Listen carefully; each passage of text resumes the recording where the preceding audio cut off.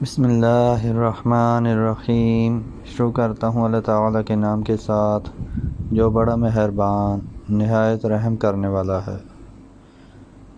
برا بن عازب رضی اللہ عنہما روایت کرتے ہیں کہ رسول اللہ صلی اللہ علیہ وآلہ وسلم نے فرمایا کہ جب تم اپنے بستر پر لیٹنے آؤ تو اس طرح وضو کرو جس طرح نماز کے لیے کرتے ہو، پھر داہنی کروٹ پر لیٹ کر یوں کہو: اللہم اسلمت وجہی الیک وفوضت امری الیک والجأت ظہری الیک رغبۃ ورہبۃ الیک لا ملجأ ولا منجا منک الا الیک اللہم آمنت بکتابک الذی انزلت وبنبیک الذی ارسلت۔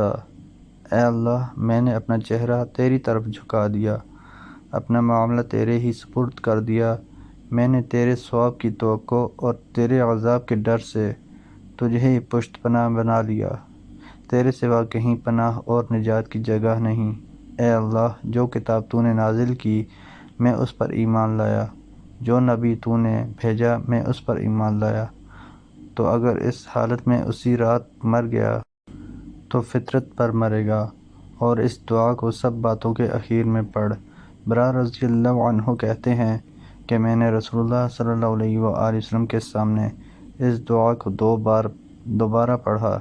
جب میں اللہم آمنت بکتابک الذی انزلت پر پہنچا تو میں نے ورسولک کا لفظ کہہ دیا۔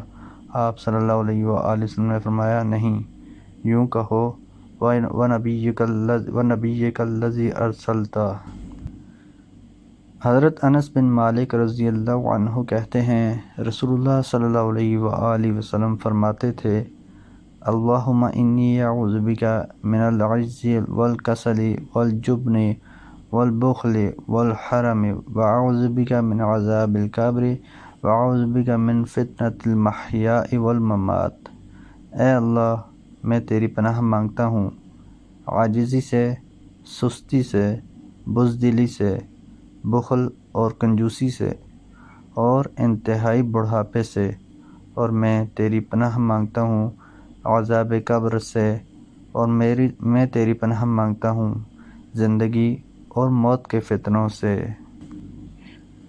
قیس بن ابی غرزہ رضی اللہ عنہ کہتے ہیں کہ رسول اللہ صلی اللہ علیہ وآلہ وسلم ہمارے پاس تشریف لائے۔ ہم اس وقت سماسرہ دلال کہلاتے تھے۔ آپ نے فرمایا: اے تاجروں کی جماعت، خرید و فروخت کے وقت شیطان اور گناہ سے سابقہ پڑ ہی جاتا ہے، لہذا تم اپنی خرید و فروخت کو صدقے کے ساتھ ملا لیا کرو۔ محترم دوستو، اللہ تعالیٰ سے دعا ہے اللہ تعالیٰ ہمیں ان حدیث پر عمل کرنے کی توفیق عطا فرمائیں۔ اللہ تعالیٰ ہمیں دونوں جہانوں میں کامیابیاں عطا فرمائیں، آمین یا رب العالمین۔ ویڈیو کو ثواب کی نیت سے زیادہ شیئر کریں۔ جزاکم اللہ خیرا کثیرا، والسلام علیکم ورحمۃ اللہ وبرکاتہ۔